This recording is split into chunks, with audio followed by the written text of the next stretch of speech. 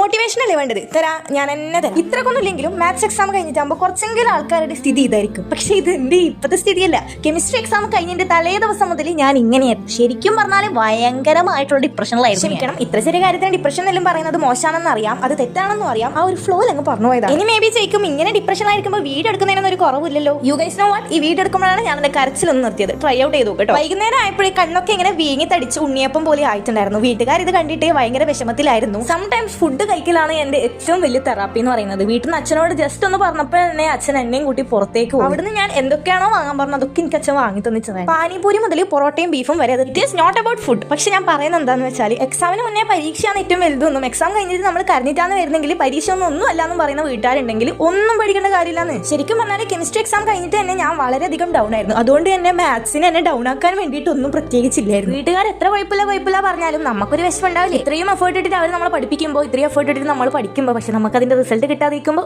It hertz. എനിക്ക് ഇത്രേ പറയാനുള്ളൂ. +2 മാർക്കെല്ലാം വേണം, എല്ലാം നല്ല അടിപൊളിയാണ്. പക്ഷെ അത് ഇല്ലാന്ന് പറഞ്ഞിട്ട് ആരും ജീവിതത്തിൽ തോറ്റൊന്നും പോകുന്നില്ല. വോട്ടെടോ കഴിഞ്ഞത് കഴിഞ്ഞു. അപ്പൊ അത്രയുള്ളൂ. Bye bye.